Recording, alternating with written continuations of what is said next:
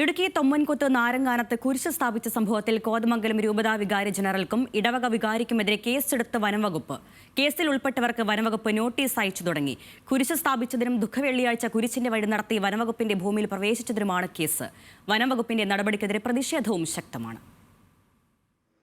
April 11-നാണ് നാരങ്ങാനത്ത് Thommankuthu saint Thomas പള്ളിയുടെ നേതൃത്വത്തിൽ കുരിശ് സ്ഥാപിച്ചത്. അടുത്ത ദിവസം തന്നെ കുരിശ് വനം വകുപ്പ് പൊളിച്ചു നീക്കുകയും ചെയ്തു. കുരിശ് സ്ഥാപിച്ച സ്ഥലം കൈവശ ഭൂമിയാണെന്നാണ് പ്രദേശവാസികളുടെ വാദം. എന്നാൽ വനഭൂമിയാണെന്ന് വനം വകുപ്പും വാദിക്കുന്നു. കുരിശ് പൊളിച്ച വനം വകുപ്പിന്റെ നടപടിയിൽ വ്യാപകമായി പ്രതിഷേധവും ഉയർന്നിരുന്നു.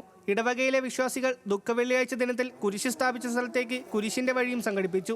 ഇതേ തുടർന്നാണ് വനംവകുപ്പ് കേസെടുത്തത്. കോതമംഗലം രൂപതാ വികാരി general Vincent Nedungattu, chancellor Jose Kulathur, Thommankuthu saint Thomas പള്ളി വികാരി ഫാദർ ജെയിംസ് ഐക്കരമറ്റം എന്നിവർക്ക് പുറമെ കണ്ടാലറിയാവുന്ന 18 പേർക്കെതിരെയുമാണ് വനംവകുപ്പ് കേസെടുത്തത്.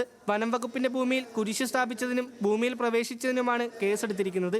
കേസിൽ ഉൾപ്പെട്ടവർക്ക് വനംവകുപ്പ് നോട്ടീസ് അയച്ചു തുടങ്ങി. കാളിയർ റേഞ്ച് ഓഫീസിൽ ഹാജരാകാനാണ് നോട്ടീസിലെ നിർദ്ദേശം.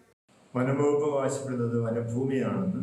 എന്നാൽ വർഷങ്ങളായിട്ട് ഏതാണ്ട് 6 പതിറ്റാണ്ടായിട്ട് ഇവിടെയുള്ള കർഷകർ കൈവശം വച്ചിരിക്കുന്ന ഭൂമിയാണ്. അപ്പം അതുകൊണ്ട് തന്നെ അതിന് രേഖകളുണ്ട്.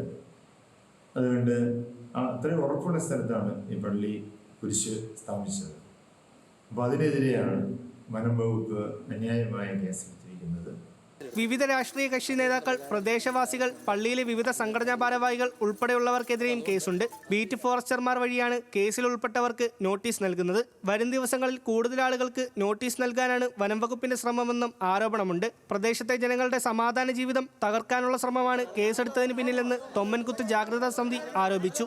ന്യൂസ് മലയാളം, ഇടുക്കി.